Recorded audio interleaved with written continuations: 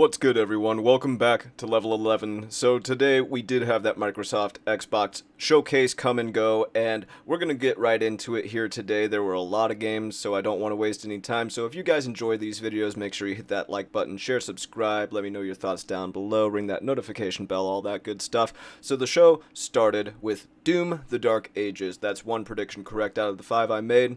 We got a follow-up to Doom Eternal in the form of Doom in the Dark Ages, a prequel. Looks really good. I love Doom Eternal. So I'm a little biased, but yes, I am ready for this to come out. 2025 is stacking up really quickly, like alarmingly quickly, with really good games. So I'm excited. I hope you guys are too. Next up, they showed State of Decay 3, only snippets of gameplay intertwined with cinematics.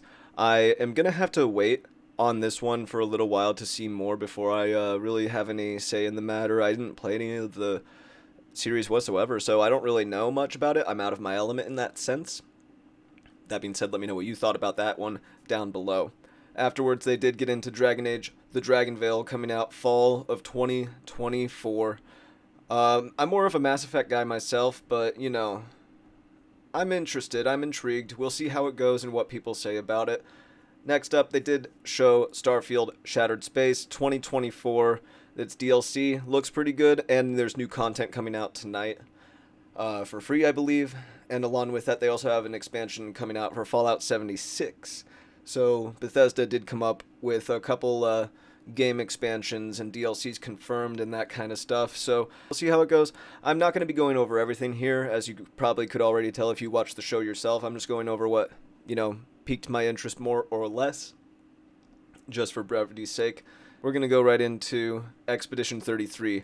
It's a turn-based RPG. Honestly, looks pretty good. Graphically looks pretty impressive. I like the art style. I like the concept. It's creative, and I'm actually pretty interested by this one, oddly enough.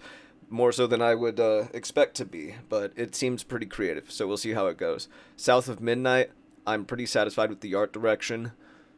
We'll see how it is, but, I'm gonna have to wait and see on this one, as well as the game I'll be talking about after this one next, which is Metal Gear Solid Delta Snake Eater. We finally got some gameplay of this bad boy. Looks pretty good, but I'm gonna probably play the original first, as I did get that, and I'll probably live stream it actually, so look forward to that at some point in the future. Next up, there was Flintlock: The Siege of Dawn, which also looks kind of like, promising in a way, but also reminds me of South of Midnight. They both give me Forspoken vibes, That's all I have to say about that. Next up, let's talk about Perfect Dark. They've finally unveiled gameplay for this from the initiative. I'm happy with it, but at the same time, I can see why people online might not be. I just kind of want to wait and see more, but, we finally got some gameplay of this thing, and, that quadruple A kind of status coming back is like, I look back on that statement now, and I'm like, okay, well, you know what? At least this is trying to actually back that up, unlike Skull and Bones, when Ubisoft released it, just in desperation to be like, oh, it's a quadruple A game, please buy it, This actually looks like it's been heavily invested in, so I'm intrigued and would like to see more of it in the future. They did finally actually unveil the gameplay itself for Fable, and they gave it a release year of 2025.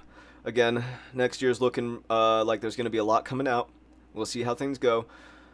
I never really got into Fable. I tried to get the original, but on Game Pass they only have like a remake of it, like a 360 remake where they changed the art direction and everything, so that was the only one I wanted to get into, and the fact that they changed the original art direction kind of turned me off, so I don't think I'm going to get into Fable at this point. I just don't see it happening, especially, this new game, it's just like, you can be doing so many things right, but if you screw up one thing that's important enough, badly enough, well, yeah, I'm good. But I hope it's good, just, for the people who want a good Fable game.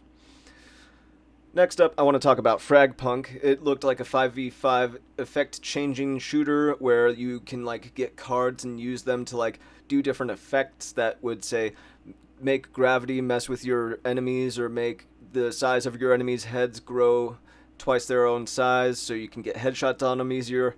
Looks like a really funny, interesting game, so I'm kind of intrigued by that. We'll see how things go with Fragpunk. Indiana Jones and the Great Circle, we saw more gameplay, but, you know, we're about halfway through the year, and it still didn't get a firm release date, which is interesting. So I wonder whether or not we're even going to get this game this year, like they say. I wonder if the game gets delayed into next year. Honestly, I feel the same way with Avowed, you know, because that also, in the same sense, showed off gameplay, but, you know, we didn't actually see a release date. It's just, hey, it's this year. That's it. We don't know when, but it'll be this year. Yeah, we'll see about it, you guys. You know, you delayed Starfield and Redfall back from 2022 into 2023. You know, let's not forget that, you know. So, anyway, we'll see how things go for them when it comes to those two games, both Indiana Jones and Avowed. Hopefully they do come out this year without too many problems. Next up, I wanted to mention Assassin's Creed Shadows, as they did have the gameplay unveil, and honestly, I'm pretty excited by it now. I'm more than I expected to be. It's like, it actually looks pretty good.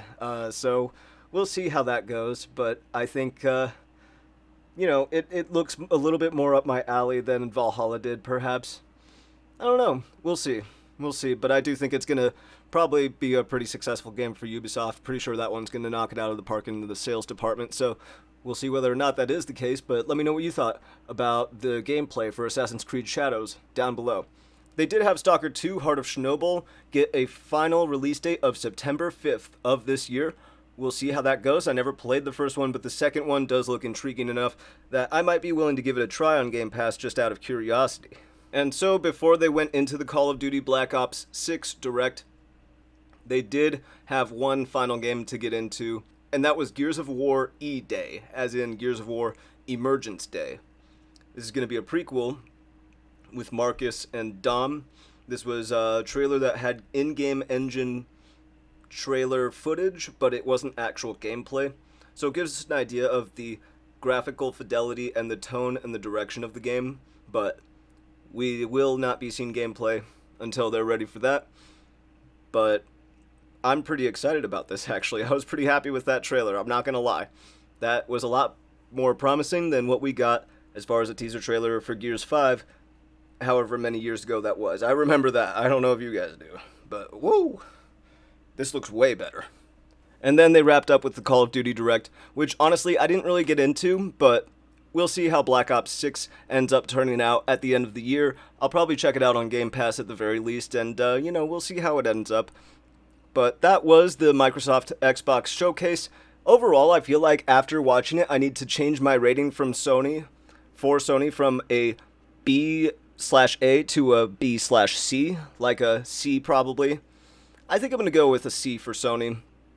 I like Astrobot, but man, Microsoft, they know how to make showcases good. But, you know, it's just nice to have so many games from them, you know, coming out within the next calendar year and a half, give or take. So, you know, I'm going to have to give Microsoft an A- and give Sony a solid C. And we'll see where Nintendo lands on their rating with their Nintendo Direct within the coming weeks. Anyways, I think that's going to cut it here for my thoughts on the Xbox Showcase. Let me know your thoughts down below in the comments. Thank you everybody for watching. Keep leveling up and take care.